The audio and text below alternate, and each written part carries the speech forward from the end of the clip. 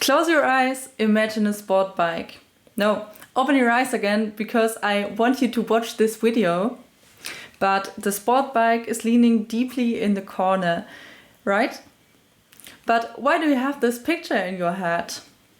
Do sport bikes actually need a larger lean angle for the same corner speed compared to other types of bikes? Yes, they do.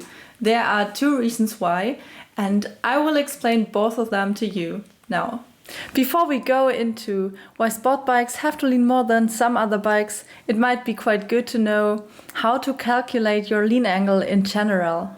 There is a formula which tells you exactly how much you have to lean at a given speed and a given corner radius.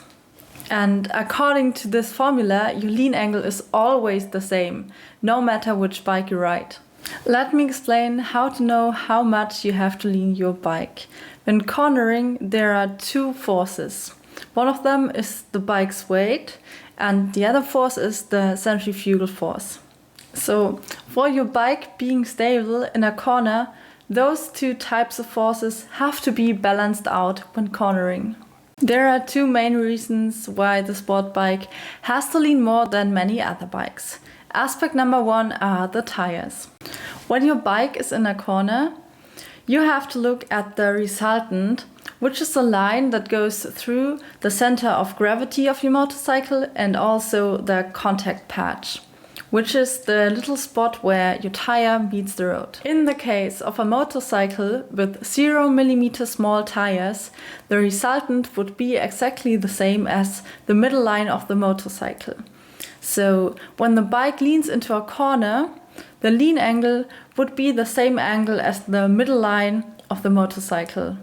But in real life, it's different. The broader your tires are, the more the contact patch travels away from the middle line of the bike. So the resultant also goes away from the middle line of the bike. This means that you have to increase your lean angle. So aspect number one, the broader your tires are, the more you have to lean your motorcycle. Let's get to aspect number two. It has something to do with the center of gravity. Imagine you have a motorcycle with a really high center of gravity. Now we take that center of gravity and put it to a lower point.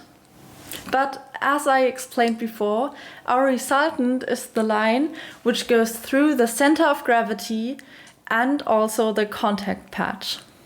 Since we changed our center of gravity, we now also have to change our resultant. But now the new resultant doesn't have the lean angle anymore that we actually wanted to have.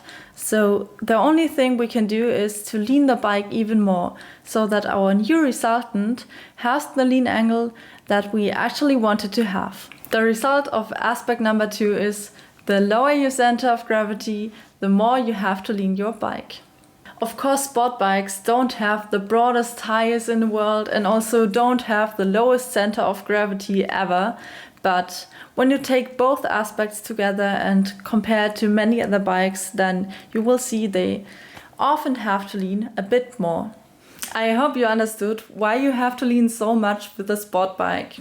In the next video, we will talk about sport bikes again, especially about 600cc bikes, my favorite topic, so see you next time.